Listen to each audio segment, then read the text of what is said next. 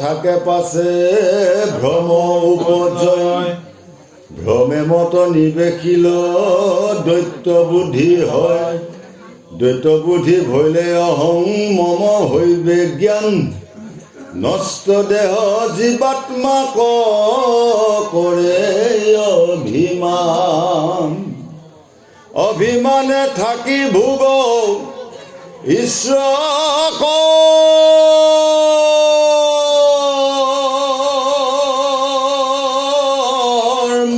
কৰে সুখ দুখ জীৱ বদ্ধ পূৰ্বৰ সংস্কাৰে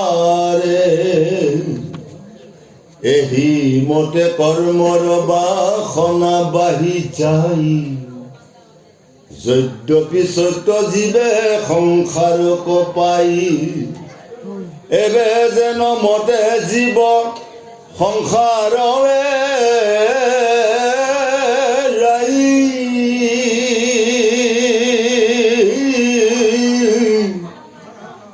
শুনা কহো তাহাৰহে তৰ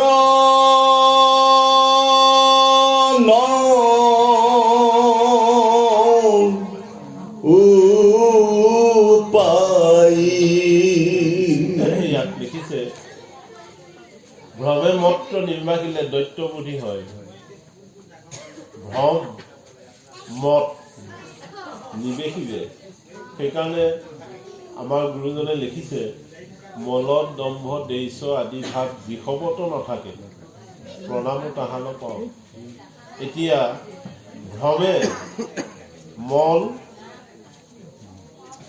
মনৰ যিটো ভ্ৰম মনক যিজনে ক্ষীল কৰিব পাৰিলে তাৰ নাম হৈছে মননশীল মনক ক্ষীল কৰিব লাগিব তেতিয়া দৈত্য বুদ্ধি আঁতৰি যাব মনক যদি ক্ষীল হোৱা নাই তেতিয়াহ'লে দৈত্য বুদ্ধিয়ে গ্ৰাস কৰিব সেইকাৰণতে মেৰুদণ্ড হেলি থকা মানুহ এজনক পূজা বুলি কয় এই পূজা শব্দ অৰ্থ হৈছে যিজন নম্ৰতকৈও নম্ৰ যিজন সাধু নম্ৰতকৈও নম্ৰ যিজন মানুহ সেই মানুহজনৰ শত্ৰু নাই আমি ৰাতি ৰাতি ভাগৱতত ঘূৰি ফুৰোঁ নহয় এই ঢোল বান্ধা মিয়াকেইটাই চিনি পায় মই পাৰ হৈ আহিছোঁ মোক মানে ধৰা নাই মোৰ পিছৰ বাইকখনত তেওঁলোকে ধৰিছে ৰাতি ক'ৰপে আহিলা আমাক চুৰেও চিনি পায় কোমোৰা চুৰকেইটাই চিনি পায় মানুহৰ চাঙত থকা কোমোৰাও কেতিয়াবা চুৰ কৰে গাঁৱৰ ককাই নাই এদিন পাঠতে যাওঁতে বৰ ভদ্ৰলোক এজনে কোমোৰা এটা দাঙি লৈ আহিছে আহি পেলাই যেতিয়া মই আগতে ওলাই গ'লোঁ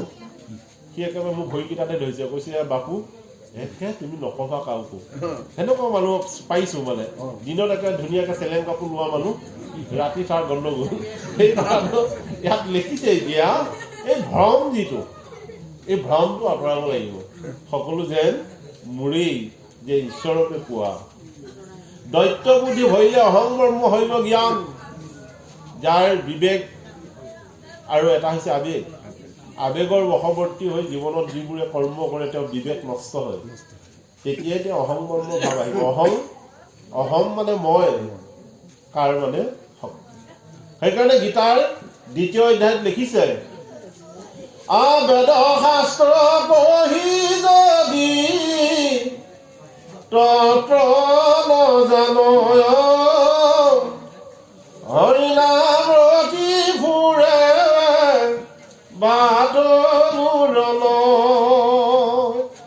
বেদ শাস্ত্ৰ পঢ়ি যদি তত্ত্ব নাজানিয়া বাটৰ শিলগুটিটো পৰি আছে দেখিছা তুমিও এদিন তেনেকৈ পৰি থাকিব লাগিব বাৰে বাৰে অৰ্জুনক কৈছে তুমি তত্ত্বৰূপে জানি সখী মোক ধনঞ্জয় এই ব্যৱস্থাটো ইয়াত সুন্দৰকৈ লিখিছে সেইকাৰণতে গুৰুসকল নষ্ট দেহে জীৱাত্মা কৰি অভিমান ঘৰত গৈ পেলাই কৈছেগৈ মই নোযোৱাহেঁতেন ধনীয়া কোৱা যায় মই নোযোৱা আমাৰ মামাই কৈছে যদি আমি নাজানো মই নোযোৱাহেঁতেন আজি পাঠখনৰ গতি নাই বুলি কৈছে সেনেকুৱা পাঠক কেইটামান আছে আমি একেলগে বহি থাকো তেনেকৈ বহি থাকো সি আহি কৈছে মোৰ চাপটো কেনেকুৱা হৈছে সি চাটহে দি আহিছে এয়া এনেকুৱাও আছে মানুহ সেইকাৰণতে কৈছে নষ্ট দেহ জীৱাত্মা কৰে অভিমান সেইকাৰণে গীতা কৰ্মযুগত লিখিছে যিখানি সকাম কৰ্ম নিন্দিত অধম মিছা কৰ্ম কৰি বৃথা কৰে শ্ৰম সকামী দৈৱ মন্ত্ৰ সিদ্ধ হইলা যাৰ কৰ্ম নষ্ট ফল ভস্ত দুখমাত্ৰ সাৰ গীতাৰ সাংখ্য যুগৰ 2য় অধ্যায়ত লিখিছে এই গীতা কথা সেইকাৰণে যে অভিমানে থাকি ভোগ ইচ্ছা কৰ্ম কৰে সুখ দুখ জীৱৰ বদ্ধ পূৰ্ব সংস্কাৰে এইবেলা আমি ভাল কাম নকৰাৰ কাৰণে পিছবেলা আমাৰ দুখ সেইকাৰণে গুৰুজনাই কৈছে অচৈধ্য বিভূতি বল সময় থাকোঁতে মুখ ভজে যিটো নৰুত্ৰমে সিও হয় মোৰ প্ৰিয় ময়ো হইলো তাৰ প্ৰিয় ডেকা কালত তুমি ভকতি নকৰিলা এতিয়া বৃদ্ধ কালত ক'তে সুখ পাবা হয় হয় সেইকাৰণতে আমি যদি পাৰ্থিৱ জগততে দেখা পোৱা যায় বা আগমত যদি বিচাৰ পোৱা যায় যে বল বীৰ্য থাকোঁতেই ভগৱন্ত পুৰুষৰ ভক্তি কৰা নদী শুকাই গ'লে কেনেকৈ ভগৱতীৰ ৰাজ্যত প্ৰৱেশ কৰিবা নহয় নহয় শূন্য সেইকাৰণতে কৈছে বল আৰু বীৰ্য থাকোঁতেই ঘৰ বাৰিষা কালতে শৰৎ কালততো শেষেই এতিয়া মানে ঘৰ বাৰিষা কালত যিজনে শৰৎ কালৰ কৰ্ম কৰি আছে তেওঁ সন্ন্যাসী বাৰিষা কালতে কৰিব লাগিব কামটো শৰৎ কালত নদী শুকাই যোৱাৰ পিছত আপুনি কিডাল কৰিব সেইটো নিৰ্গুণৰ কথা নহয় নহয় মই যদি মাংস নাখাব নোৱাৰোঁ সেইটো হ'ল বৰ আপুনি সোধাটো বৰ গুৰুত্বপূৰ্ণ কথা যে আৰু আমি বাৰ্ষিকত যিটো বিচাৰিছোঁ পাৰিলে সুখ দুখ জীৱৰ যে এইটো পূৰ্ব সংস্কাৰ যে অহা বছৰ কি হ'ল কৰিলোঁ এই বছৰ ফল ভোগ কৰিছোঁ এই বছৰ যে আমি যিটো কাম কৰিছোঁ ইয়াৰ পিছৰ বছৰ জীয়েকে সুধিছে ঘনীয়েকক আৰু দেই তুমি ক'ৰপৰা আহিলা তুমি ৰাতি গীতা ভাগৱত হৈ আছিল যে তাতে আহিলোঁ যে গীতা ভাগৱততে আহিলা বোলে ভাল তাত কি অধ্যায় চলি আছিল কৈছে সেই বিষাদ মানে কি অধ্যায় চলি আছে সেইদিনা গোটেই ৰাতিটো মানে পঞ্চ কৰ্ম সন্ন্যাস যুগ চলি আছে তেতিয়া ঘনীয়েকক কৈছে তুমি যে গোটেই ৰাতি টোপনি ক্ষতি কৰিলা কিবা এটা কোৱাচোন কি জানিলা ঘনীয়েকে কৈছে আমি তাকেহে গম লৈ আছো মানুহ সোপা বহি আছে আমিও বহি আছো বুলি কৈছে আকৌ খাবলৈ মাতিছে খাইছো খাই গুচি আহিছে খেলৰ প্ৰচিডিঙত লিখিছে আৰু এনেকৈ এটাত ঘূৰি ফুৰিছে সেইকাৰণে অৰ্জুনক কৈছে তত্ত্বৰূপে জানা সেইকাৰণতে যে মানে আপোনাৰ এই ঘোষাত লিখিছে যে সি শ্ৰুতি স্মৃতি বেদশাস্ত্ৰ তত্ত্ব চব জানে মুখত দেৰিছ কৰিলে পাতি সি মোৰ ভকত হন্ত তথাপিতো সি মোৰ বৈষ্ণৱ নহন্ত বুলি কৈছে মোৰ ভকত সি কিন্তু বৈষ্ণৱ হোৱা নাই সি স্তুতিৰ কথা জানে বেদৰ কথা জানে শাস্ত্ৰৰ কথা জানে কিন্তু কৰ্মৰ কথা নাজানে তাৰ কাৰণে সি বৈষ্ণৱ নহল সেইকাৰণতে ৰাধা কৃষ্ণৰ নিগম নিৰ্গুণ লীলাৰ যিটো মানে কৰাটো গুৰুজনৰ লগত কথা পাতি যিজনে কৈছে সেইজনে বৈষ্ণৱ আমি পঞ্চতত্বৰ কথা জানিলোঁ আৰু এইকেইটা নামকেইটাও কৈ দিলে গুৰুজনে কিন্তু এটা এটা বীজ মন্ত্ৰৰ কাম একোৱেই নকৰিলোঁ যদি নকৰিলোঁ তেতিয়াহ'লে মই বৈষ্ণৱ ক্লাছত কেতিয়া নামকেইটা দি দিলে শৰণৰ দিনা বিচাৰোঁতে পঞ্চনামো দি দিলে এতিয়া বীজকেইটাৰ নাম কাম এটাও পোৱা নাই নহয় তেতিয়াহ'লে মই বৈষ্ণৱ কেনেকৈ হ'ম এতিয়া সেইকাৰণতে এই কথাখিনি কি কৈছে নষ্ট দেহ জীৱাত্মাক কৰা নষ্ট এতিয়া কীৰ্তনত লিখিছে অৱশেষ উপহাৰ চাৰা বস্ত্ৰ অলংকাৰ পিন্ধোহে তোমাক খাৰে খাৰ তোমাৰো অশিষ্ট সায়া তৰিবোৰ দুষ্টৰ মায়া এহেন মোৰ আছিল অভিপ্ৰায় ব্যাখ্যাকাৰে কি ক'ব এতিয়া মাহ প্ৰসাদকেইটাকে অশিষ্ট বুলি কৈ নিদিব কৈছে সেয়াকে আগবঢ়ালে যে সেইকেইটাই অশিষ্ট আপুনি যদি প্ৰশ্ন সোধা যায় আপোনালোকে কৈছে উদ্ধৱক জীৱাত্মা শৰীৰত আছে পৰমাত্মা খাই পেলাই এৰি দিয়াকেইটা এতিয়া জীৱাত্মাই খাব লাগিব এতিয়া এইটো তত্ত্বটো কওকচোন সেইটো কথা শেষ আৰু আপুনি কাইলৈ ক'ৰবাত ইয়াত ভাগৱত হ'লে কথাটো বুজিব যদি ওলায়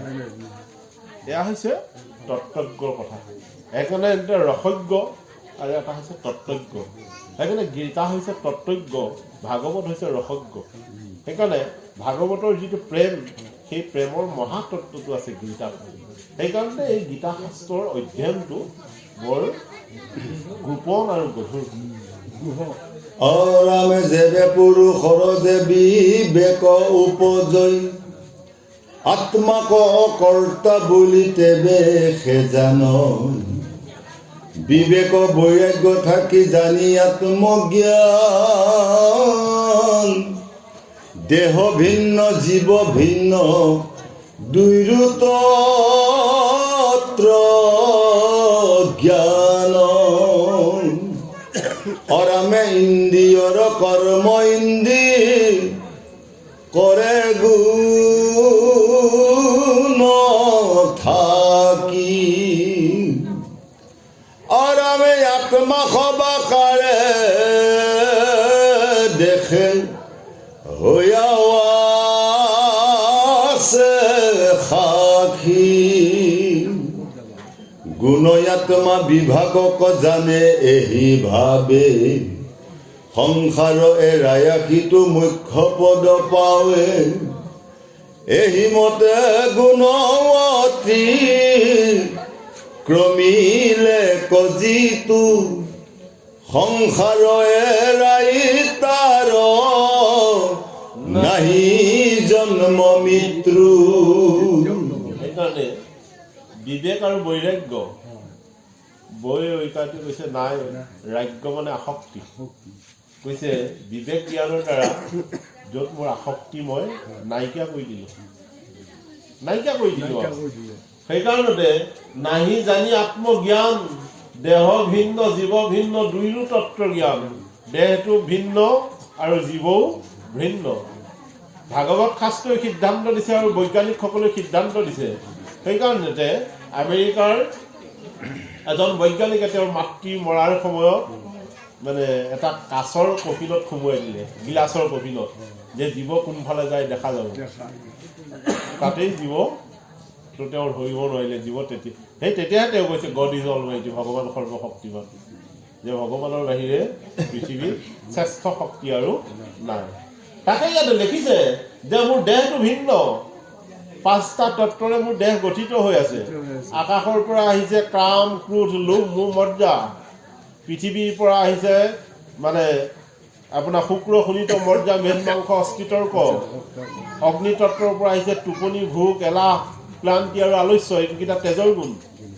এতিয়া এই 5টা তত্ত্বৰে মোৰ দেহটো গঠিত হৈ আছে তাত কিন্তু জীৱ ভিন্ন কৈছে এইটো পেলাই দিব মই কিন্তু যামগৈ সেইকাৰণতে কৈছে এইটো তত্ত্ব ইন্দ্ৰিয় কৰ্ম ইন্দ্ৰি কৰে গুণে থাকি আত্মা সবকাৰে দেখে হৈয়া আছে সাক্ষী কৈছে দেহটো পুৰি পেলাই চাই কৰি দিব কোনোবাই পুতি থব পলু হ'ব কোনোবাই সেই কফিনত বহুত দিন থৈ দিছে সিও তাত মানে 20টা পলু আৰু চাই মানুহৰ দেহাৰ আমাৰ হিন্দুৰ চাই কাৰোবাৰ 20টা কাৰোবাৰ পলু হৈ আছে এই তিনিটাই অৱস্থা আমিতো এদিন প্ৰত্যেক মানুহে যামগৈ কিন্তু যোৱাৰ আগতে যেন আমাৰ শৰীৰটো বৰ সুন্দৰ হ'বৰ কাৰণে ইয়াত লিখিছে যে যিজনে আত্মাক অকৰ্তা বুলি তেৱেহে জানে আত্মাক কিছু অকৰ্তা বুলি কৈছে ভগৱান নাই বুলি কোৱা লোকো আছে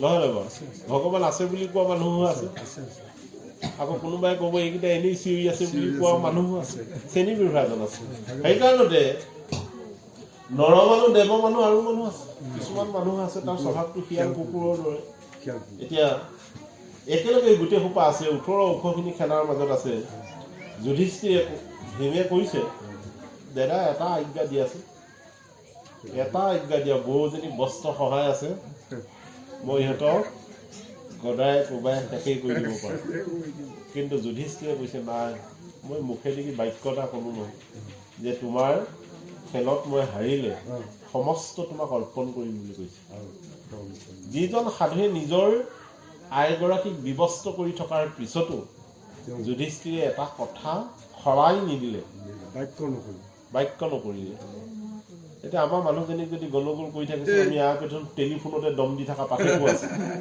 আমাৰ লগতে আমি 28 বছৰ পাঠ পঢ়ি ফুৰিছোঁ আমি মোবাইল চবাইল ইমানকৈ নানো এই কিছুমানে লৈ ফুৰে নহয় ইয়াতে ঘনীয়েকক দম দিয়ে তুমি গৰম পানী অকণ বনাই থোৱা মই ইয়াতে গৈ আছোঁ গা ধুব লাগিব বুলি কোৱাও বহু পাঠক আছে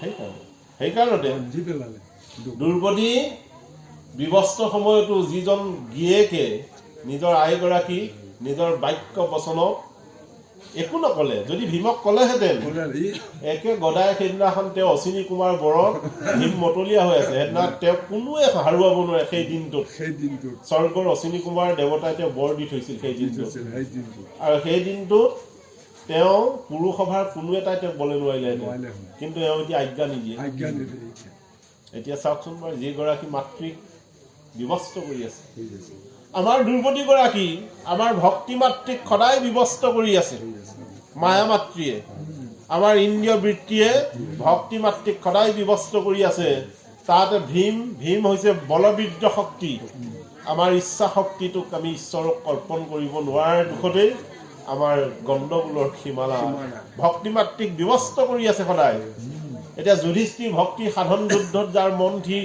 তাকহে যুধিষ্ঠিৰ বুলি কৈছে এনেহেন যুধিষ্ঠিৰজনৰ জীৱনত দুখ নাথাকিব যাৰ ভক্তিত সাধন মাৰ্গ ঠিক আমাৰ এই গুৰুসকলে কয় যাৰ মনৰ থিৰতা আছে সি জগতক জিনিব পাৰিব যাৰ মনৰ থিৰতা নাই সি জগতক জিনিব নোৱাৰিব ইন্দ্ৰিয়ক জয় কৰাৰ এটা হৈছে ক্ৰিয়া আৰু এটা হৈছে মানে কৰ্ম এটা কৰ্মটোৰ লগত ক্ৰিয়াটো লগ লাগি থাকিব লাগে তেতিয়া সেই ইন্দ্ৰিয়কেইটা যেনে ধৰি লওক লাইটটো জ্বলিছেই লাইটৰ লগত এটা হলদাৰৰ প্ৰয়োজন আছে হলদাৰ কাৰেণ্ট আহি থকাৰ কাৰণেহে বাল্বটো জ্বলিছে সেইকাৰণে এটা হৈছে ক্ৰিয়া আৰু এটা হৈছে কৰ্ম যে আমি ইন্দ্ৰিয়ক পৰাজয় কৰিব লাগে সেইটো আমাৰ ব্যৱস্থা কিন্তু ক্ৰিয়াটো গুৰুজনে শিকাই দিব তেতিয়া কৰ্মত লগালে ইন্দ্ৰিয়বিলাক নিজে নিজে পৰিহাৰ হৈ আহিব লাহে লাহে অৰামে বিষয়ক এৰি যাৰ স্থিৰ ভৈলা মন পৰম আনন্দ পদ পাৱে সিটোজন সত্ৰ সুবৰ্ণৰ যে ৰূপত লোহাময় তিনি গুণ নহলে যে সবাকো বান্ধ আৰামে তিনি গুণ একে দুখ সংসাৰ কণেই অমৃত শুকতি খাইলে সবে বিস্থা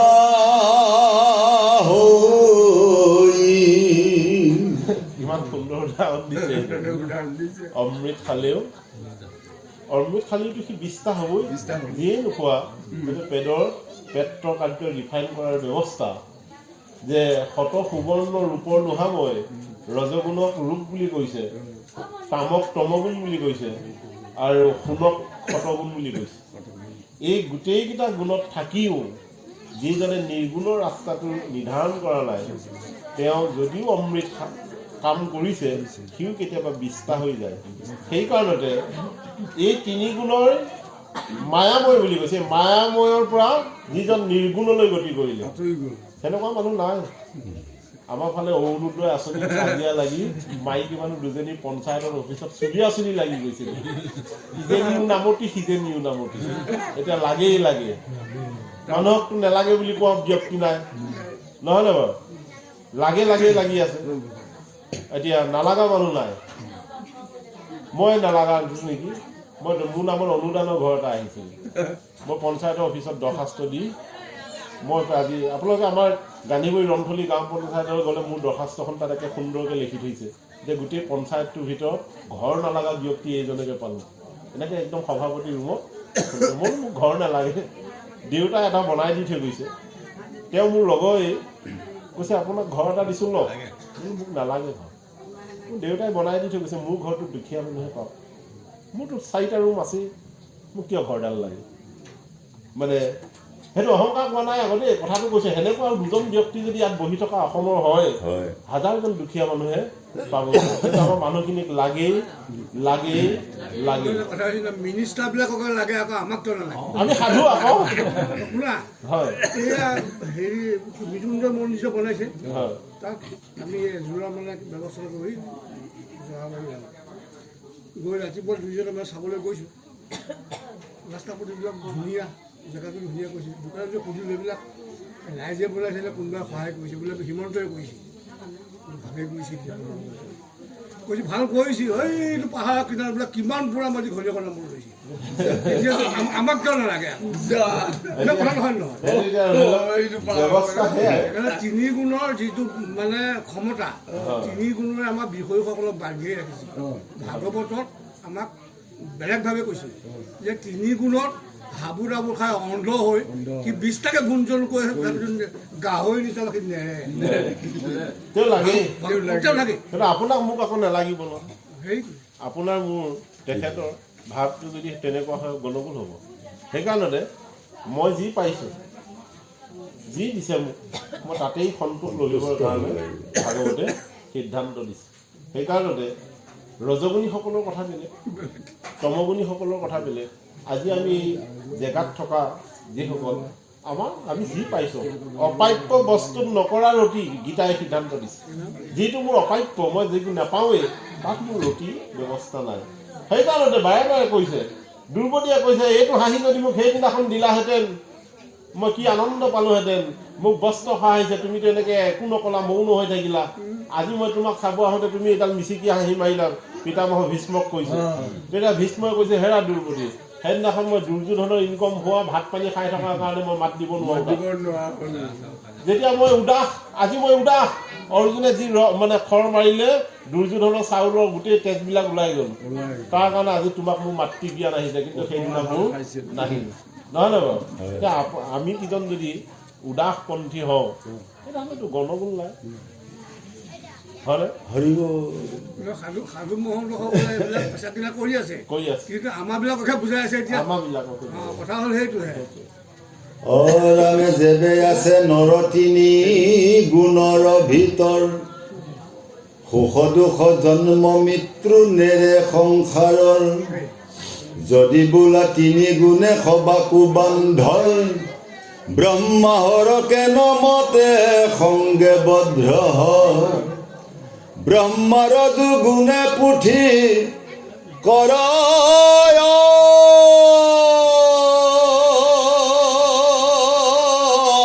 প্ৰচাৰ, তম গুণে হৰে তাৰ কৰ সংহাৰ, যদিহে নবুলিয়া সংশয় কৰা মনে, গুণ থাকি দুখ নপাৱয় সিকাৰণে, সজে পালে সংহাৰ ঈশ্বৰৰ আজ্ঞা,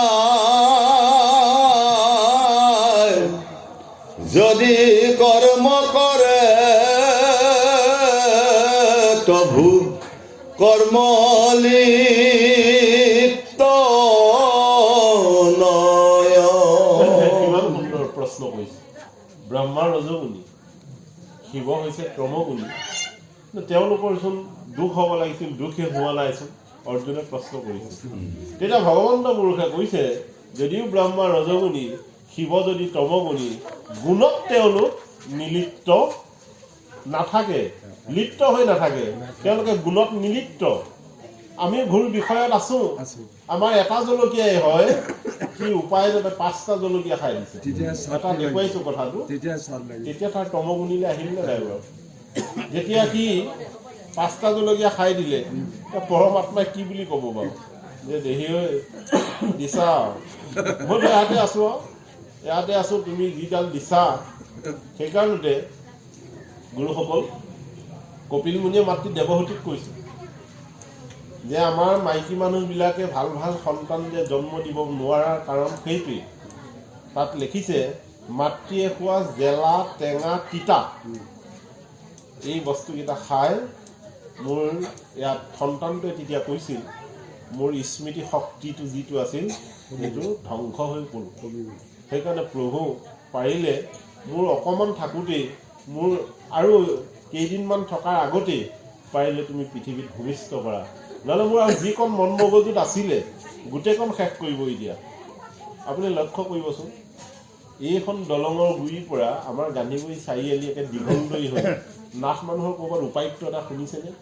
DC এটা জন্ম দিব পৰা কত নামতি কত পাঠক কত ব্যাখ্যাকাৰ নহয় নহয় আমাতকৈ ভাল ভাল কথা কোৱা মানুহটো আছে কিন্তু তাৰ পিতেকটো চাইকেলত চুৰ হৈছে এই দিনাখন অলপতে নিৰ্দিষ্ট বক্তা ভাষণ দি হৈ তাৰ পিতেক মানে মটৰ চাইকেল চুৰত পৰিছে সেয়াহে আমি সন্তান জন্ম দিছোঁ এটা DC জন্ম দিব পৰা না সেইকাৰণে ভগৱান কপিলে কৈ আছে এই কথাটো যে যদিও পাপী তাপিয়ে মানে ক্ষয় কৰিছে মাতৃয়ে যদি কৃষ্ণ ভক্তি কৰিলেহেঁতেন তেতিয়াহ'লে তেওঁৰ সন্তানটো কিবা এটা থাকিলহেঁতেন কিন্তু মাতৃয়ে খোৱা জ্বলা তৰকাৰী টেঙা তৰকাৰী তিতা তৰকাৰীয়ে গোটেই মোৰ শৰীৰৰ দুৰ্গন্ধময় কৰি পেলালে প্ৰভু মোৰ স্মৃতি শক্তিটোৱে হ্ৰাস হ'ল সেইকাৰণে আমি গাধা আমাৰ একো কাম নাই সেইকাৰণে পাৰিলে ইয়াৰ পিছৰ প্ৰজন্মত আপোনালোকে শুনিছে আপোনালোকৰ বোৱাৰীগৰাকীক তিতা তৰকাৰী খাবলৈ নিদিব আপোনালোকে টেঙা খাব নিদিব ঈশ্বৰে কৈছে কপিল প্ৰভু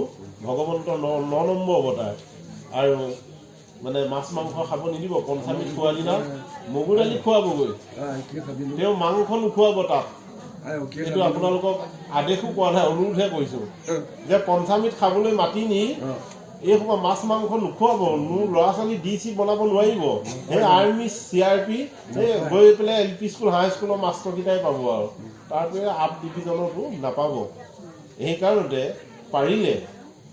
পাৰিলে এই 3 গুণৰ বৃত্তিটোৰ যিটো আমাৰ দুখ এতিয়া ব্ৰহ্মা আৰু মহেশ্বৰ ৰজগুণ আৰু শতগুণত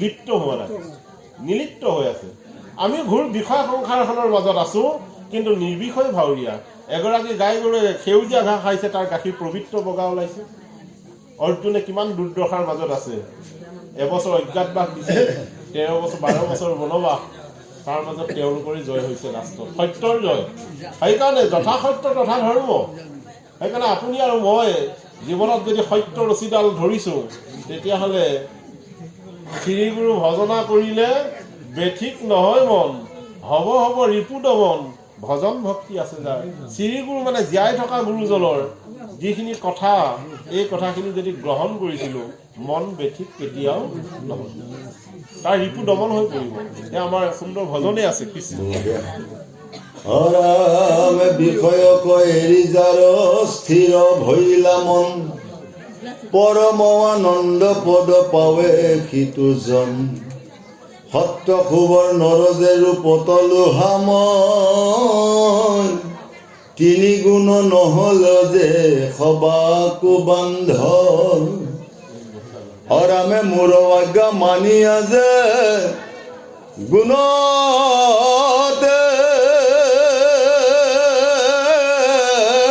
নিৰ্গুণ যেন জলে পদ্মপত্ৰ অনিলিপায় পুন পাৰ্থে বোলে কথা শুনি ভৈলৈ আনন্দিত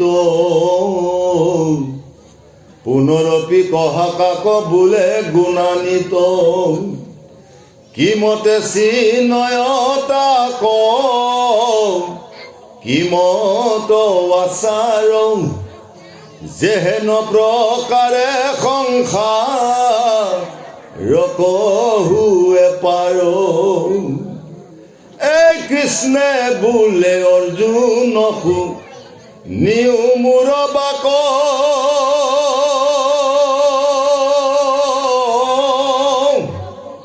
স্থিত প্ৰজ্ঞা বুলি পূৰ্বে কহিলো যাক যেন জলে পদ্মপত্ৰে নিলিপয় ফুল বোকাতে পদুম ফুল আছে লেতেৰা হোৱা নাই আমি প্ৰত্যেকেই গৃহত বিষয় সংসাৰখনৰ মাজত আছো এখন আশ্ৰমত কিন্তু আমি পদুমৰ দৰে যদি হ'ব পাৰিলোহেঁতেন তাকে ইয়াক সিদ্ধান্ত দিছে যেন পাৰ্থে বোলে কথা শুনি হৈলো আনন্দিত পুনৰূপী কোৱা কাক বোলে গুণাতীত যে গুণৰ অতি কোনজন তেতিয়া ইয়াতে লিখিছে যে কৃষ্ণে বোলে অৰ্জুন শুনিও মোৰ বাক স্থিত প্ৰজ্ঞা বুলি পূৰ্বে কহিলো যাক আগতে এবাৰ মই কৈছিলোঁ গোটেই সমাজখনে ভাল পায় প্ৰসাদটো কিন্তু মোৰ গহনীয় দ্ৰব্য নহয় মোৰ যেতিয়া গহনীয় দ্ৰব্য নহয় কোনোবাই তাত গালিয়ে পাগিনো আমাক আমাক বেয়া বুলি কৈ পেলাই ইনি ক'ৰবাত বকুণ্ঠলৈ যাবনে ই ক'ৰবাত স্বৰ্গলৈ যাবনে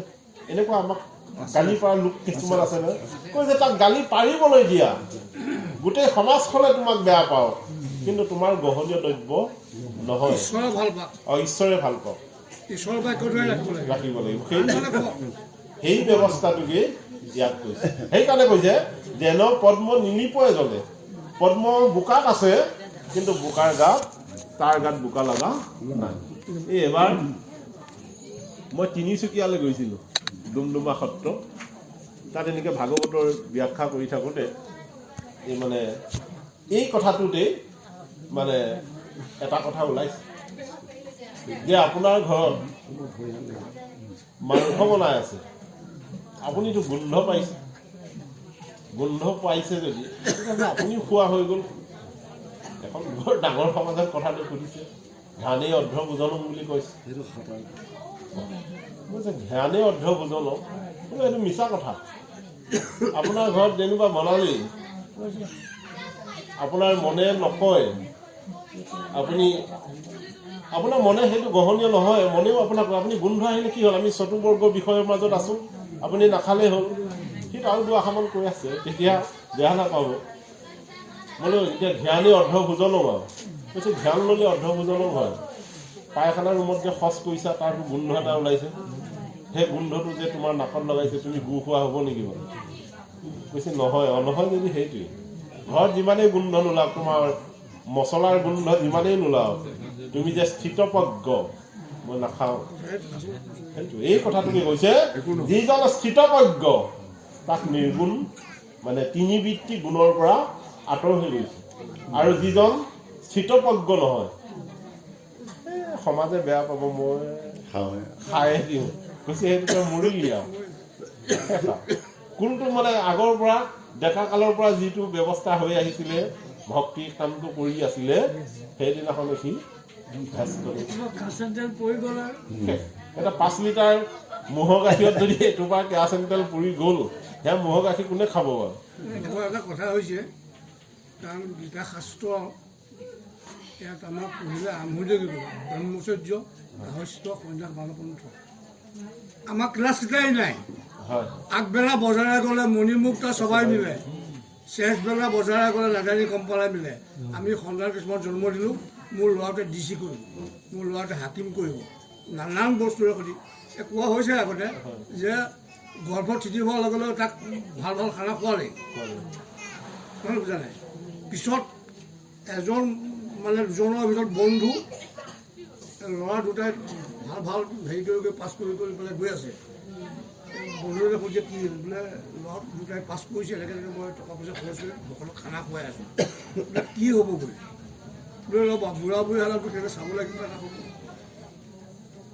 এতিয়া চাকৰি পালে এটা আমেৰিকাত বোলে ৰুছিয়াত বহুত চাকৰি পালে বাপে মাকো লাহে লাহে বৃদ্ধ হৈ আহিছে নহয় যে বাপেকে ফোন কৰিছে আহাচোন বোলে সময় নাই নহয় বুঢ়ী ইয়াত পৰিয়াল এটা হ'ল আৰু পইচা পাই লাগে যদি কোৱা বোলে পইচা পাই অভাৱ হ'ব নাই তোমালোক দেখিবই অভাৱ হৈছে এটাও নাহিল এতিয়া বন্ধুজনে সুধিছে বন্ধু কি হ'লে তুমিতো একেবাৰে মানে ফল পুলিটো ৰুই তাততো ঢেৰ সাৰ যাব দিলা এতিয়া ফলটো কি এতিয়া আমি আশা সমুদ্ৰখনৰ হ'ল ফলটো সেইটো কিন্তু আমি যিটো ক্লাছ পঢ়িব লাগিছিল আৰু কৈছেও যে আমি ভাবি আছোঁ মোৰ ল'ৰা কেইটামান তুলি দিলোঁ ইহঁতক পিণ্ড দিলে মোক মানে বৰষুণ তুলাই নিব মিছা কথা ভাগৱতে কৈ আছে এজনে হওক বৈষ্ণৱ পুত্ৰ যদি হয় 2100 কুল বুলি কৈছে 21 কুলে নহয় 2100 কুল ঘূৰা কৰিব কিন্তু আমাক কি কৰিব এতিয়া এই চলি থকাৰ কাৰণে অকণমান সান্তনা চলিব নোৱাৰা হ'লে বৰ নমৰা হ'ল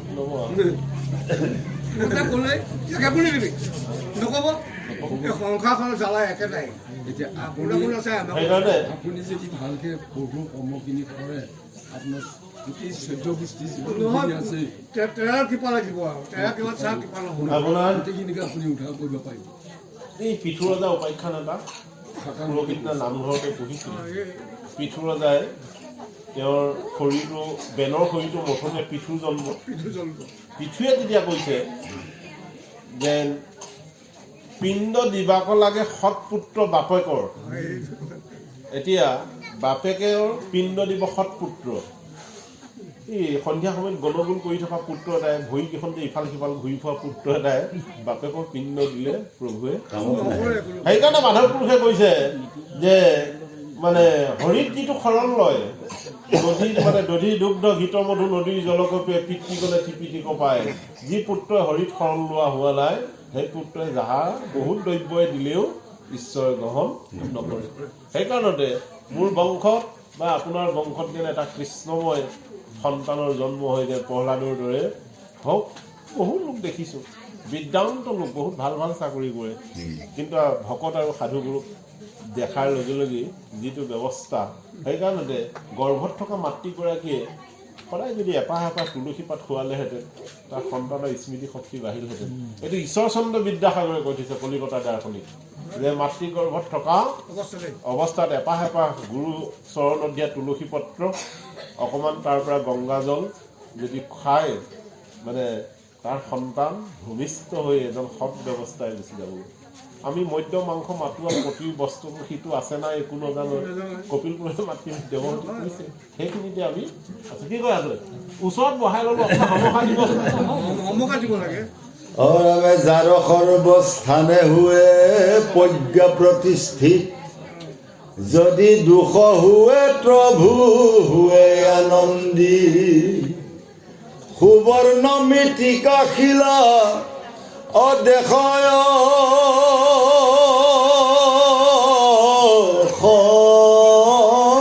সমান, অনিন্দা প্ৰশংসাত নাহি মানয় অপমান। তাৰ কাৰণে গুৰুসকল গীতাই সিদ্ধান্ত দিছে, ভগৱন্ত পুৰুষে কৈছে সুবৰ্ণ মৃত্তিকা শিলা দেশয়ক সমান, নিন্দা প্ৰশংসাত নাহি তাৰ মান অপমান। এতিয়া আপোনালোকৰ এইখিনিতে স্কুল এখন আছে নহয়, এই স্কুলখনত যদি চাইনবোৰ্ড নাথাকে, এই চাইনবোৰ্ড নাথাকা ঘৰটোক মই পলসাগুৰিতে আহি এখন স্কুলে নে কি বুলি জানিম এতিয়া, নহয় নে বাৰু? এতিয়া ইয়াত যেতিয়া চাইনবোৰ্ডত বাচনাঘাটৰ ঠাণ্ডাজানৰ যেতিয়া স্কুল বুলি লিখি থ'ব, তেতিয়া মই জানিম যে বিলমূৰৰ এখন LP স্কুল। তাত যদি চাইনবোৰ্ড নাই সেইটো অবৈধ কাৰ্যালয় হয়নে নহয়? যিসকল ভকতৰ কপালত চাইনবোৰ্ড নাই অবৈধ কাৰ্যালয়। সেইকাৰণতে সদায় মৃত্তিকা ল'ব। এই কৈছে তাক মানে ল'লেও নিন্দা প্ৰশংসাত নাহি মান অপমান। মই আমাৰ ফালে আমাৰ এইটো ৰেলগাড়ী পন্থ বুলিহে কওঁ, বুলি আমাৰ ৰেলগাড়ীৰ লগত বেছি গণ্ডগোল নকৰিবি, হাৰি যাবি বুলি কওঁ। আমাৰ কিমান দবা দেখিছ, কিমান টানি লৈ যাব লাগে। এই ইমান দবা সোপাৰ লোট তহঁতে সৰু সৰু ফুটে বলে পাৰিবি নেকি? তহঁতে এখন এখন বাছে বলেতো নাপায়। সেইকাৰণতে অবৈধ কাৰ্যালয়ত ভগৱান নাথাকে, আৰু বৈধ কাৰ্যালয়ত ভগৱান মোৰ ভক্ত বুলি মই ডাকি থাকোঁ বুলি কৈছে। যাৰ কপালত সৰুৱে হওক দীঘলেই হওক সকলো পন্থৰে যি নিৰ্মালী ব্যৱস্থা দিছে সেইমতে যেন গ্ৰহণ কৰে। ৰাতিপুৱা ইয়াত খৰি মানে ঊৰ্ধ্বপন্থ লোৱাসকলে ঊৰ্ধ্বপন্থ ল'ব। নৱদ্বীপততো আৰু চবৰে ঊৰ্ধ্বপন্থই, তাত আৰু সৰু তিলক এটা দেখা নাপালোঁ। আমাৰ অসমত আকৌ আমাক শৰণ দিয়া দিনা ঊৰ্ধ্বপন্থই দিলে, ঘৰলৈ আহি দিলোঁ নহয় মুচি। এতিয়া গুৰুজনক সুধিছোঁ, মই এতিয়া লাও ফুলা বহি পেলাই ঘৰ পোৱালে আপুনি যিটো তিলক দিলে মোৰতো লাজ লাগিছে। কৈছে এনেকৈ যা কি হ'ব বাৰু। ঘৰত গৈ পিছদিনাখন এই ধূপ খাটিয়ে লোৱাটো কৰি দিলোঁ লাজতে। মানুহবিলাকে এয়া কৈছে যে মৃত্তিকা শিলা দেশৰ সমান, নিন্দা প্ৰশংসাত নাহি তাৰ মান অপমান। মানুহে নিন্দা কৰে, হাঁহি দিব, ইমান সৰু কালতেতো এইটো হ'ব লগা হ'ল। তাৰপিছত এতিয়া যাৰ এক আছে তাৰ লেখ নাই। সেইকাৰণতে গুৰুসকল যে অবৈধ কাৰ্যালয়ত যেনেকৈ চাইনবোৰ্ড নোহোৱা কাৰ্যালয়টো অবৈধ কাৰ্যালয়, যাৰ কপালত এই তিলক বিধি নাই সেইটো অবৈধ কাৰ্যালয়। সেইকাৰণে গীতাত লিখিছে যে একাদশী উপবাসে শ্ৰৱণ কীৰ্তন কৰিবা, পুষ্প বাতি লেপন সুন্দৰকৈ যত্ন কৰি সদায় মৃত্তিকাৰ ৰেণু ল'বা বুলি দ্বাদশ অধ্যায়টোত লিখিছে। পাৰিলে এই চন্দন ল'লে মনৰ মননশীল প্ৰক্ৰিয়াটো সুন্দৰ হয়। মালা যেতিয়া ইয়াত থাকিব আপুনি বেয়া কাম কৰিবলৈ মন নাযায়। সেইকাৰণতে তুলসীদাসে কৈছে কণ্ঠে মালাহাৰ মুক্ত কপালে যদি থাকে অলকা পান্তি কদাচিতো নাই তাত যমৰ অধিকাৰ। কৈছে সেইজন ভক্তক যমে নিয়াৰ ব্যৱস্থা নাই। সেইকাৰণতে আমি সদায় যেন হৰিময় দেখাৰ যিটো ব্যৱস্থা, সেইকাৰণে চৈতন্য মহাপ্ৰভুৱে কৈছে যাৰ মুখে শুনি একবাৰ কৃষ্ণৰ নাম সেইজন বৈষ্ণৱ তাৰ কৰা সন্মান, শাস্ত্ৰ যুক্তি নাহি জানে দৃঢ় শ্ৰদ্ধাৱান, উত্তম কনিষ্ঠ সেইজন মহাভাগ্যৱান। তেওঁ উত্তমেই হওক বা কনিষ্ঠই হওক, আপোনাক দেখাৰ লগে লগে এই প্ৰণামটো যে আহিছে, কৈছে সেইজনে বৈষ্ণৱ যাৰ মুখত হলহল কৃষ্ণ নাম প্ৰৱেশ হৈ আছে। ৰামে জগতক হৰিময় দেখে আপোনাক, সিকাৰণে গুণে নোৱাৰয় চলিবাক। শত্ৰুটো মিত্ৰটো সম ভাৱ কৰি চিত্ৰ, যাৰ মন সুস্থ ভৈলা সেহি গুণান্বিত। গুণ কাৰ্য ইন্দ্ৰি কৰে মই তাত ভিন্ন,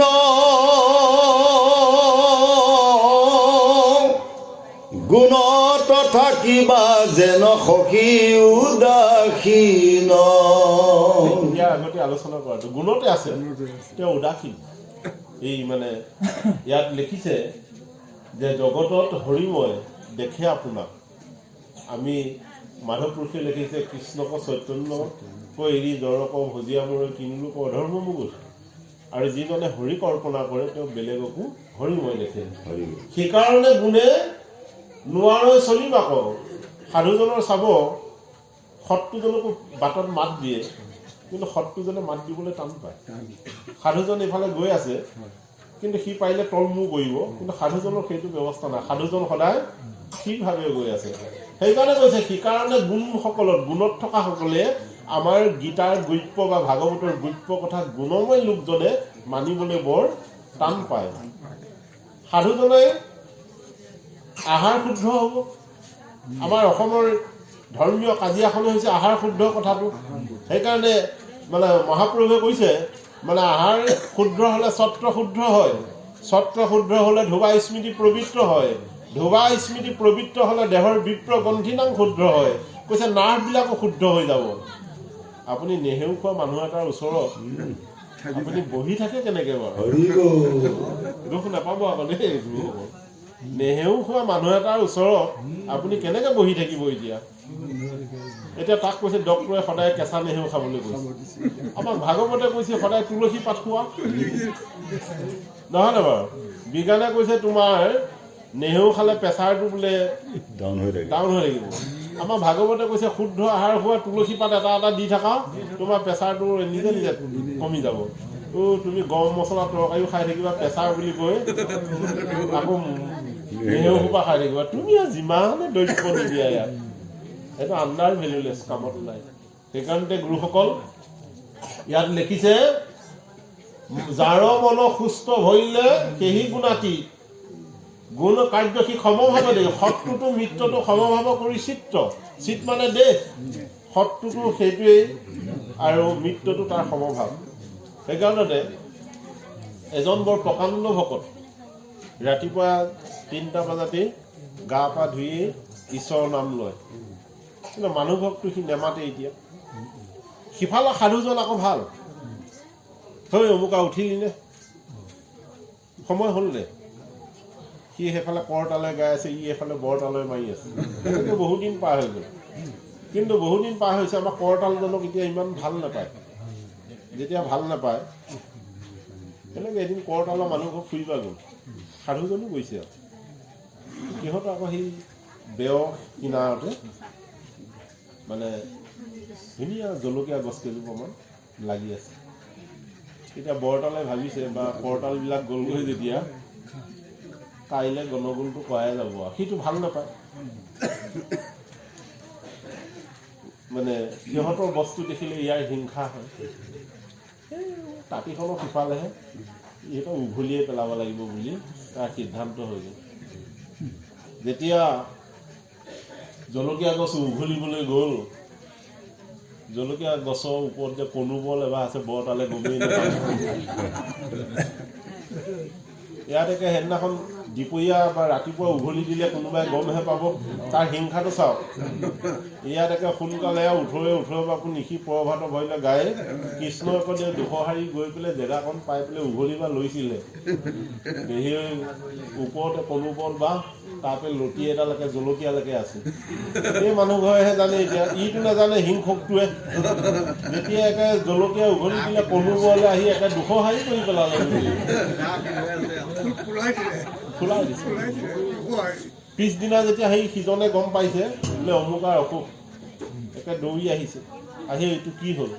তেতিয়া কৈছে ককাই, মই ইমান দিনে তোক সাধু বুলি ভবা নাছিলোঁ, মোৰখিনিহে শুদ্ধ বুলি ভাবি আছিলোঁ, তোহঁতৰখিনি অশুদ্ধ বুলি ভাবি আছিলোঁ। তোৰ উন্নতি দেখি মই হিংসাতে তোৰ জলকীয়া কেইজোপা উঘলিব যাওঁতে কণুবলে মোৰে অৱস্থা কৰিছে। সেইকাৰণতে ভয় কাঢ়িবলৈ বাধ্য হৈ গ'ল।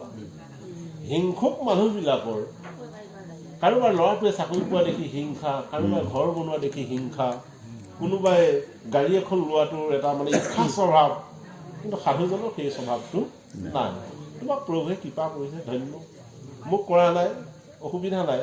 কিন্তু ঈশ্বৰে কৈছে মই তাক দিয়াৰ পিছত তাৰ যিডাল অভিমান, সি জীয়াই থাকোঁতে 60 বছৰৰ পিছত তাৰ আকৌ সেই তাৰ টকাখিনি গৈ বেলেগৰ ঘৰত যাব, নহয় নে বাৰু? এতিয়া সেইকাৰণতে মানে সদায় গীতাৰ প্ৰথম বাক্যটোতে কৈছে শুদ্ধ শতমতী কৃষ্ণ ভকতি পাদ পদ্মে নিষ্ঠা যা। যে শুদ্ধ হ'লে সৎ হয়, সৎ হ'লে মতি ভাল হয়, লোকক হিংসা কৰাৰ স্বভাৱটো নাইকিয়া হৈ যায়, আৰু গোটেই মানুহজন মানে পবিত্ৰ বগা হৈ থাকে। আপুনি যাওক গোটেই এটা অঞ্চল ঘূৰি আহক, আপোনাৰ সৎটো নাই। কিন্তু এনেকুৱা লোক আছে, এই 90 চনত যেতিয়া আৰ্মিবিলাক ৰৈ থাকে, নহয় নহয়, তেতিয়া আমাৰ সেই বৰদেউতাহঁতে মানে ঊৰ্ধ্বপন্থ তিলক মাৰে নহয়, এই ৰাতিপুৱা সময় ওলাই যায়। আমাৰ বৰদেউতাক আৰ্মিও নধৰে, একোৱে নধৰে, আমাকো নধৰে, ইসোপা মানুহক দেখিলে বহুৱাই থৈ দিয়ে। এয়া হৈছে মানে সেইখন জেৱাটো তেওঁলোক পাছ কৰি গৈছে। তেতিয়াহ'লে ঈশ্বৰৰ সেইটো বিচাৰ। সেইকাৰণতে প্ৰেমালী লিখিছে, যিটো জানা দুষ্ট মহতি শৰীৰৰ অৰ্থে জানা, অলপ দেৱতা ভজ হংস চাগ পাৰগণ কাটি লৈ কাৰণ, তাক কাটি হৰি হৰি বোল। যে আমি ল'ৰাটোৰ বাৰ্থডে দিনা পাতিহাঁহ কাটিছো, পাতিহাঁহ কাটি তাৰ মাংসৰ বাৰ্থডে পাতিছো, তাৰ কাৰণেতো আমাৰ দুখ নাই। সেইদিনাখন যদি মোৰ ল'ৰাটো মৰি থাকিলহেঁতেন, জন্ম দিয়া ল'ৰাটো, মই তেতিয়া হিয়া থা কৰি কান্দিলোহেঁতেন। কিন্তু পাতিহাঁহটোৱে কৈছে অধৰ্মী নৰকী মিছা কাৰ্য কাটিলি মোক, মোৰো জীয়াই থকা আশা কৰিলি চিন্দি, মই তোৰ দৰে সন্তান জন্ম দিব পাৰোঁ, মই তোৰ দৰে কথা ক'ব পাৰোঁ, পাতিহাঁহৰটো মাত আছে, মই তোৰ দৰে ইঘৰৰ পৰা সিঘৰলৈ যাব পাৰোঁ, তই কি কাৰণে মোক কাটি পেলাই খাই পেলালি? সেইকাৰণে কৈছে অধৰ্মী নৰকী তই মিছা কাৰ্য কাটিলি মোক, মোৰো জীয়াই থকা আশা কৰিলি চিন্দি, মূৰ পুজ তেজ যত নৰক কুণ্ড হৰিবে তাত, বিস্তাৰ গৰ্তত তই পৰিবই লাগিব। কৈছে মোৰ পুজ আৰু তেজ ৰূপী নৰকৰ কুণ্ডত এদিন পৰিব লাগিব, মই ৰৈ আছো। সেইকাৰণতে মহাপ্ৰভুৱে কৈছে, চৈতন্য মহাপ্ৰভুৱে কৈছে যে জীৱে দয়া কৃষ্ণৰ নাম সৰ্বধৰ্ম সাৰ। স্বামী বিবেকানন্দই কৈছে জীৱ প্ৰেম কৰে যেইজন সেইজন সেবিছে ঈশ্বৰ। গীতাই কৈছে জীৱবধি গণক কোনে নিগুণা বোলয়, যিবিলাকে জীৱৰ মানে বধ কৰিছে সি কেনেকে নিৰ্গুণ হ'বগৈ? আমাৰ মানুহবিলাকৰ কীৰ্তন আমি চাব দেই, সেইদিনাখন মোৰ হাঁহি ধৰি আছে। 7 লাখ টকা দি জীয়েকৰ বিয়া পাতিছে, ৰাতিপুৱা যেতিয়া পুৰোহিতটোক বিদায় দিব লাগে, পুৰোহিতটোৱে কৈছে টকা 2500 দিয়ক, সি আহি পেলাই টকা 1000 দি বামুণটোৰ লগত কাজিয়া লাগি আছে সেনে সময়তে আমাৰ এইখিনা অহংকাৰীটো গৈ উপস্থিত হৈ গ'ল তাৰপিছত বোলো ককাইটো কি লাগি আছো কৈছে তাক 1000 দিছোঁ তাক 2500 লাগে তেতিয়া মই কৈছোঁ তোৰ পিতে কোৱাটাৰ বটলত 7000 টকা খেলিলে পুৰোহিতজনক টকা 3000 দিব নোৱাৰ 7 লাখ টকা দি বিয়া পাতিলি আমাৰ মানুহখিনিয়ে য'ত কম পুৰোহিতটো নাহাৰ কাৰণতে আজি যদি আপুনি খৰা এখন বা মাহ প্ৰসাদ অৰ্চনা নকৰিলেহেঁতেন তাত নৰেন্দ্ৰ মোদী আহিলেও পাঠ পঢ়িব নোৱাৰে অৰ্থাৎ মেধিটো লাগিব সেইকাৰণে মেধিজনক ইয়াত লিখিছে গুৰুজনক মেধিজনক অন্তত তুমি ভালকে সন্মান কৰা শুশ্ৰূষা কৰা যিখন বিয়াৰ তেলৰ ভাড়াটোৰ বামুণটো 11টালৈকে নাহাৰ কাৰণে তেল দিব পৰা নাই আহি বামুণ উপস্থিত হৈ গ'ল 11টা বজাত তেতিয়াহে তেল দিছে পিছদিনা হোম পুৰি আনিছে সেই বামুণটোক বিদায় দিবৰ কাৰণে সি তৰ্কবাদ কৰিছে কিন্তু 7 লাখ টকা দি বিয়া পাতি পেণ্ডেল চেণ্ডেল আদি কৰি এইটো অসুবিধা সেইকাৰণতে আমাৰ মানুহখিনিয়ে কৰিব লাগিছিল কি আৰু আমি কৰি আছো কি সেইটোহে যদি নিজৰ বিশ্লেষণ কৰোঁ সেইকাৰণতে আমাৰ মহাপ্ৰভুৱে কৈছে সাধু গুৰু বৈষ্ণৱক ভিন্ন ভাবিলে জমে দিব যন্ত্ৰণা দ্ৰৌপদী নিচিনা সাধুগৰাকী আইগৰাকী কেনেকৈ হাতৰে ধৰাৰ দুখাখনেহে হাতৰে ধৰিছে গোটেই কুৰুকুলটো শেষ কৰি পেলালে ধ্বংস কৰি দিলে দ্ৰৌপদীয়ে কৈছিল মই অভিশাপ দিলে আজিও এওঁলোক জ্বলি যাব বুলি কৈছিল তেতিয়া গান্ধাৰীয়ে কৈছিল সেই দ্ৰৌপদী তুমি অভিশাপ নিদিবা বুলি কৈছিল বিদুৰটো ওলাই গুচি গ'ল বিদু ওলাই সাধুজন ক'ত থাকিব সেইকাৰণতে ভগৱন্ত পুৰুষে কৈছে মই নিচেই সৰু মোৰ সাধুজন সেইকাৰণে লক্ষ্মী হলায়ুধ প্ৰিয় যায়া হে উদ্ধৱ সুন্দৰ দেখা মোৰ ইটো কায়া তথাপিতো তুমি ভক্ত বৈষ্ণৱজনৰ সমান নোহোৱা বুলি কৈছে লক্ষী উদ্ধৱক কৈছিল তোমাৰ দৰে নহয় বুলি কৈছে যে ব্ৰহ্মা শিৱ হলায়ুধ লক্ষ্মী মোৰ ভাৰ্যা কিনো দেখা সুন্দৰ মোৰ কায়া উদ্ধৱ তথাপিতো তোমাৰ দৰে মোৰ শৰীৰটো নহয় বুলি ঈশ্বৰে সিদ্ধান্ত দিছে সেইকাৰণে কৈছে তীৰ্থ আদি কৰি ভকতেহে বৰ ভকতক ভজিলে গুচে কৰ্মজৰ তীৰ্থ সেৱা কৰিবলৈ গৈ যিমান কষ্ট পাইছা গাঁৱৰ ভক্ত বা সাধুজনৰ যদি চৰণত ভক্তি কৰিছা তাতোতকৈ বেছি ফল পাবা বুলি কৈছে তাকে কৈছে বিদুৰৰ তীৰ্থ লাগি কেনে যত্ন কৰা হৃদয়ত কৃষ্ণ আছে আমি আৰু অকণমান কথা যোগ দিবলৈ বিচাৰিছোঁ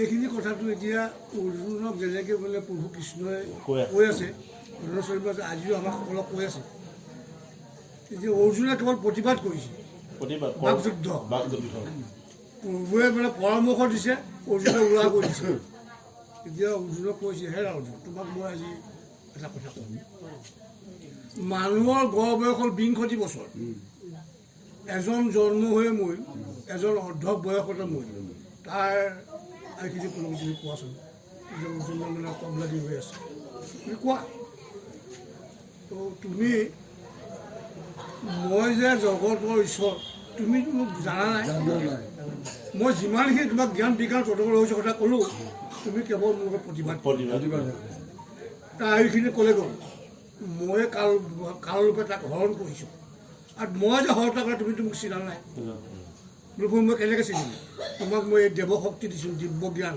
দিছোঁ তুমি দেখা পাবা এই দেৱশক্তি লাগিব তেতিয়াহে দেখা পাব এতিয়া যে কৈও আছে কৃষ্ণই আমাৰ এইবিলাক এফালে সোমাই এইফালে ওলাই গুচি যাব নাথাকে মানে তেতিয়া অৰ্জুনক দেৱশক্তি দিলে দিব্য জ্ঞান দিব চকু হ'ল তেতিয়া অৰ্জুনে কৈছিল তোমাৰ লগত মই আছোঁ চোৱাচোন তেতিয়া অৰ্জুনে চাইছোঁ অৰ্জুন মোৰ লগতো আছে মইতো সুখী বুলিয়ে ভাবি আছোঁ বন্ধু আকৌ তুমি মই একেলগে আছোঁ চোৱাচোন তাতো দেখিলে ঘৰতে ঘৰতে চোৱাচোন ব্ৰহ্মাণ্ডত তুমি চোৱা দুই জীৱাত্মাৰ পৰমাত্মাৰ আছোঁ বিশ্বৰূপ দেখা পায় সেইকাৰণে এই মতিভ্ৰমটো এই দেৱশক্তিৰ লগত শক্তিটো হ'লে যেনেকৈ এয়া চুইচ বৰ্ড দিলে জ্বলিব আকৌ কৈ গৈছে কিমান আহত থাকে তাত কৰে নহয় জানো এটা কথা ওলাল যে মূৰগৃহ পুষ্প পাতি শ্ৰদ্ধাই কৰিব লিপন ইয়াত লিখিব লাগিব এইটো গৃহ যতন কৰিব লাগিব য'ত আত্মাৰূপে ভগৱন্ত প্ৰভু আছে ইয়াত লিপন কৰি সেই জ্ঞান বন্তি আমি জ্বলাব লাগিব সেই তাৰ দ্বাৰাহে আমাৰ অনুভূতি অনুশোচনা চেতনা আহিব আত্মচেতনা আত্মজ্ঞান উপলব্ধি হ'ব প্ৰিন্সিপালে চহী কৰিছে। এতিয়া সেই কথাটোকে কৈছে গুৰুৰ পদে যেই না নহয় যে কৃষ্ণ মিলনা। এতিয়া যিটো দিব্য জ্ঞান কৈছে শাস্ত্ৰত তুমি শুই থকা কামত নহ'ব নহয়, যে গুৰুৰ পদত যেই না নভজে কৃষ্ণ মিলনা। কৈছে কৃষ্ণক নাপাব।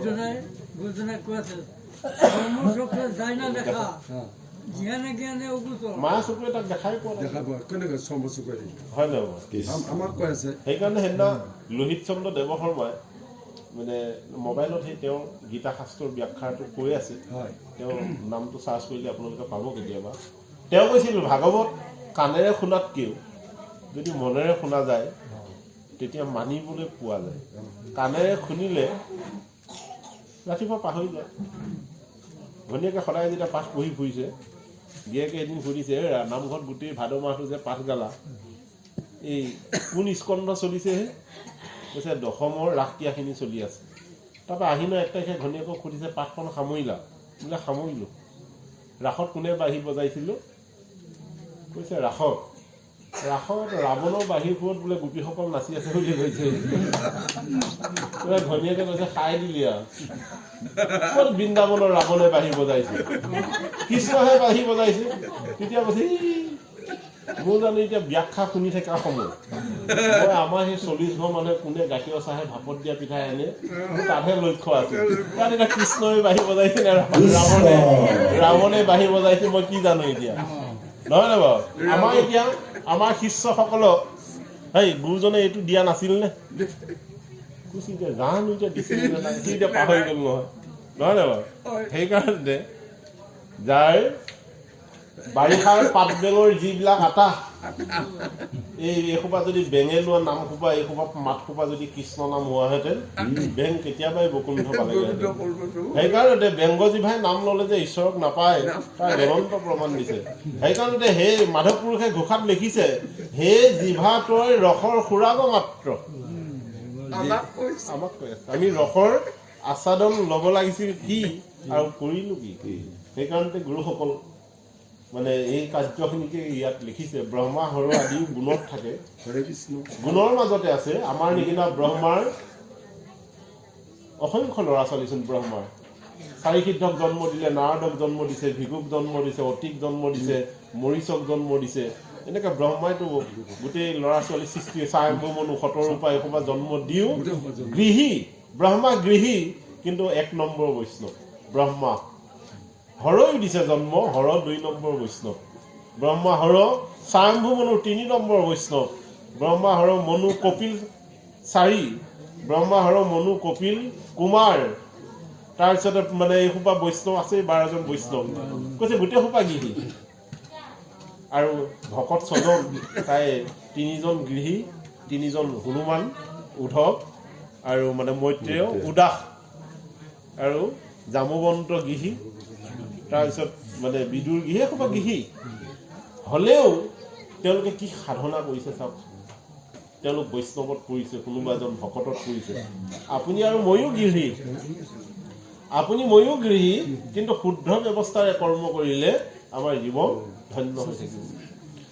ৰামে কি কহিব সখী তাৰ ভক্তিৰ মহিমা, ঘনীভূত হৈয়া ৰৈলা ব্ৰহ্মাৰ প্ৰতিমা। মই ব্ৰহ্ম বুলি আস বাটে ভৈলা ভয়, সূৰ্যৰ মণ্ডল যেন প্ৰকাশ কৰ।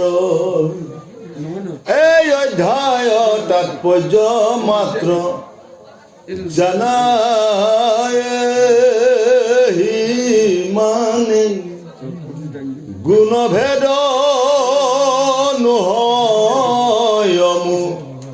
হুৰ ভক্তি বিনে। হেন জানি কৰা নৰ ভকতি প্ৰবন্ধ, বিনা ভক্তি সংসাৰৰ নচাৰয় বন্ধ। ভক্তি বিনে সাধন যে নাহিকে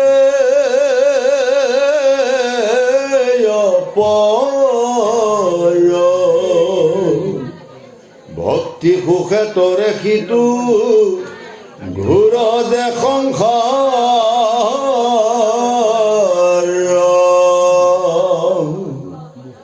ভক্তিৰ সাধন আদ্য শ্ৰৱণ কীৰ্তন সবাতো অধিক শ্ৰেষ্ঠ নামক স্মৰণ। তাৰ পৰা ইয়াত লিখিছে গুৰুসকল, বিনা ভক্তি সংসাৰৰ নচাৰয় বন্ধ, যে ভক্তি নকৰিলে সংসাৰৰ বন্ধনটোৰ পৰা আঁতৰি যাব নোৱাৰি। ব্ৰহ্মাইতো চাৰিমুখী জীৱ এবাৰেই স্বজন কৰিছে। যোৱাবাৰ 84 লক্ষ যোনি ভ্ৰমণ কৰি আহি মানুহৰ দেহাটো পৰিলোঁ, তেওঁলোকক দিলে দীঘলদৈত জন্ম, আমাক দিলে পলসাগুৰিত, আপোনালোকক দিলে বিলম্ব। অহা বছৰলৈ বা আকৌ ক'ত দিব? যদি ব্ৰহ্মপুত্ৰ গৰাখহনীয়াত পেলাই দিলে হাহাকাৰটো ছুটি থাকিব। আৰু সেইকাৰণে সংসাৰলৈ আহি থকাটোৱে আমাৰ এইবিলাক বেছিকৈ আহিব লাগে। এতিয়া ৰিটেইলত দালিও 1 কেজি 1 কেজি দিছে। সেইকাৰণেতো এতিয়া আমাক ভাগৱত চৰ্চা কৰিব দিছে, আধ্যাত্মিক শিক্ষা ল'ব দিছে, নহয় সাধু সংগ কৰিব দিছে। এই যন্ত্ৰণাৰ পৰা এই শেষ সময়ৰ যিটো যন্ত্ৰণা তাকে তৰিবৰ কাৰণে কেৱল নাম স্মৰণ সৰহকৈ যে আহে সেই সময়টোত সবাতো অধিক শ্ৰেষ্ঠ নাম স্মৰণ। এইটো মানে সৰসজ্জাত যদিও পিতামহ পৰি আছে, কিন্তু এটা কৃষ্ণ দৰ্শন পাইছে। গুৰুজনে এনেকৈ সূচাইছে, যোগীটো অক্ষৰ জিভাৰ অলপকৈ থাকে তাৰ। কাশী গংগা বাৰাণসী তীৰ্থভূমিত এটাৰ প্ৰয়োজন নাই বুলি কৈছে। সেইটো 52 মইতো ঠিকে কৈছিল, কিন্তু আমাক কৈছিল যে একনিষ্ঠভাৱে কৈছে কথা যাব সাধাৰণভাৱে, যাৰ বোলে ভৱ সংসাৰ কৰিবলৈ ইচ্ছা আছে শ্ৰদ্ধা কৰা, জ্ঞান কৰা, এনেকৈহে কৈছে কথাটো দেই। কিন্তু ভোজ খাবলৈ আহি গালোঁ শুনিলোঁ, এই তাকে ইয়াত লিখিছে সেইটো নহয়। গুৰুজন ভক্তিৰ সাধন আদ্য শ্ৰৱণ কীৰ্তন, ভক্তিৰ সাধন আদ্য শ্ৰৱণ কীৰ্তন। ভক্তিৰ সাধন কৰিবলৈ যোৱাৰ আগতেই তুমি নাম কীৰ্তন কৰা, সদায় কৰা। কৰাৰ পিছত যিটো তাৰ তত্ত্বৰ ৰসটো কৈছে স্মৰণ। স্মৰণত ঈশ্বৰক গজেন্দ্ৰ স্মৰণ কৰিছিল হ'বলা, বিষয়ৰ জলত থাকিও তেওঁ পাৰ হৈ গুচি গ'ল। অজামিলক শেহত দেখুৱাইছে ভাগৱতত, সুন্দৰভাৱে দেখাইছে। সেইকাৰণে ভাগৱতত লিখিছে, আমাৰ কথাটো মানে ব্যাখ্যাচাৰ্যসকলে কথাখিনি মানে কওঁতে অলপ অসুবিধাকৈ কয়। অজামিলৰ তাত একুৰা পদ লিখিছে, অচেতনভাৱে অজামিলে ডাকিলে নাৰায়ণ। প্ৰথমতে নিজৰ পুতেককহে ডাকি আছে। এতিয়া পুতেকক ডাকি আছে, তেতিয়ালৈকে ঈশ্বৰ নাই। অচেতনভাৱে যেতিয়া পৃথিৱীত সমস্ত মই ত্যাগ কৰিলোঁ, লোভ মোৰ নাই, পুত্ৰ মায়াৰ এয়া নাই, অচেতনভাৱে যেতিয়া নাৰায়ণক স্মৰণ কৰি দিলে, তেতিয়া গোটেই সৰহকৈ আহিছে। সেয়া মায়াত থাকিলেকে ঈশ্বৰ পটককৈ দেখা পোৱা। নামৰ সমান নাহি যুগ কৰ্ম ধৰ্ম নাম ভক্তি পৰায়ণ সেহি জন ব্ৰহ্ম কহয় গোবিন্দ মিশ্ৰে শুনি কনৰ ডাকি বুলি হৰি হৰি সংসাৰ কতৰ চতুৰ্দশ অধ্যা ভৈলা এহি মানে সাংগ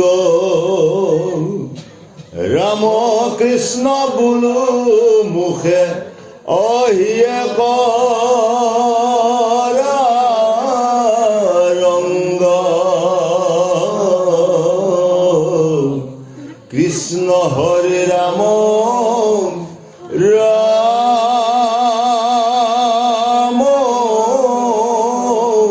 ৰাম ৰাম ও হৰি ৰাম ৰাম ৰাম জয় জগন্নাথ। নামতো সমান নাহি যোগ কৰ্ম